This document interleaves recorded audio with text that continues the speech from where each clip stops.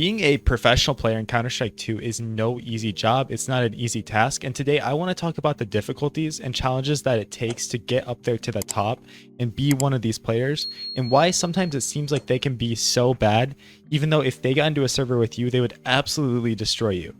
So before we talk about that, guys, let me tell you about the sponsor of today's video, Clash.gg, a Counter-Strike 2 Gambo website that has a massive variety of game modes to play. My favorite is case battles. You can battle with your friends and compete for your dream inventory. They also have so many different deposit methods like Counter-Strike 2 skins and crypto. There are endless features on the site like rakeback, daily cases, and rain every 30 minutes. And the best part is they even give you a 5% deposit bonus when you use the code CoJo. Using my code would help me out so much and allow me to keep making quality videos. So thank you again to Clash for this opportunity. Make sure you're above the legal age in your country to use this site. Alright, so why I wanted to make this video is I have been seeing a lot of people recently saying that some of these pros are awful, some of these players don't deserve to be where they're at, they're bad. I would have got that kill, I would have done this. I see that a lot in Twitch chat, I see that a lot on Twitter. And one thing you guys need to realize is that when these players are playing in professional matches, especially tier 1, tier 2 events, the level of play is so much higher than anything you have ever experienced. The level of play is not even like a high level pug you might have played in. Some of you guys are level 10 out there and you're like, man, I would have destroyed them. You know, this looks worse than the pugs I play in. Guys, you got to realize that team Counter-Strike is so much different than individual Counter-Strike, and you do not realize that until you start playing some of these teams in practices and events and tournaments. Trust me, I watch games sometimes too and I'm like, man, those were some horrible mistakes those players made. But do you know why they made those mistakes? Because there is so much pressure going on in those matches and things are going so fast and the level of play is so high that these players are forced to make decisions in milliseconds while you get to sit on the couch and watch them play and criticize them from a distance, right?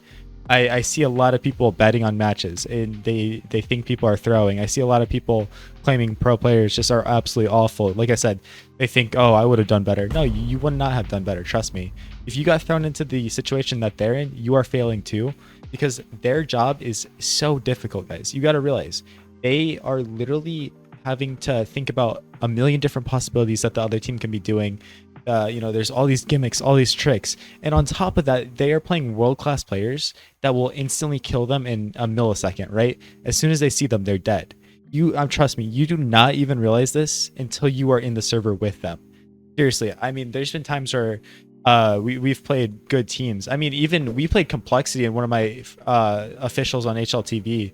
And at the time, Complexity was like 9th in the world. And I absolutely farmed them. Like, I played so good against them. But still, every time I was dying to them, it was like, boom, like instant. You don't even get a chance. So that was me having a good game against them, let alone the games I've played against tier 3, tier 2 teams in the scene where I literally have I'm going triple negative because I just feel like I'm dying before I can do anything.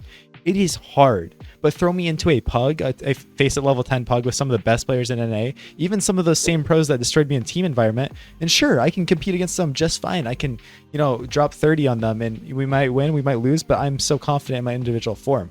It is just so challenging to translate that onto the professional scene and in a team environment. And that's why those players are special. Those players are stars. So the fact that you think that you could do better than them is just hilarious to me because you have no idea. You don't have the slightest clue the struggle and the challenges it takes to get up there, right? Seriously, there's not a big difference between tier 3 team and a tier 1 team. There really isn't. I'm sorry. Like, a lot of it comes down to the tier 1 team having a lot of funding, a lot of support staff such as psychologists, you know, mentors, analysts, coach that can prepare those players.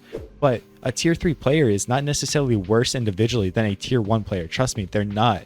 What really separates those players is the team play, all these strategies and all these protocols that the tier 1 team has and the preparation that they can have going into these matches. And it's just like, it's mind-blowing that somebody can criticize a player so harshly when they're 100 times less of a player that they are, right? You know, it's like for me, if I'm criticizing Simple, right, and I'm like, man, Simple is just awful, he sucks, what is he doing? Bro, he's like so much more successful than me. I'll never be as successful as him unless I work absolutely hard my whole life, right? So how are you going to criticize somebody that is literally doing what you wish you were doing? And it's just something you need to keep in mind going forward, because it's just so frustrating to see that on Twitter, on social medias. And it's just something I had to rant about, because I'm just tired of seeing that. You're not better than pro players. You would not have made a better decision than them. And, you know, if you got put into their shoes, you would literally be dropping a 0.5 rating on HLTV every single series. And that's if you're good enough, right? A lot of you would be dropping a 0.2 rating on HLTV every game because you'd get 1 kill because you suck. But, you know, that's the hard truth that I just had to say. And I'm so sick of seeing it. So don't be that guy. Learn from these pro players. Don't criticize them like unfairly, I guess. Criticize them, of course, but don't think that you're going to be doing better than them.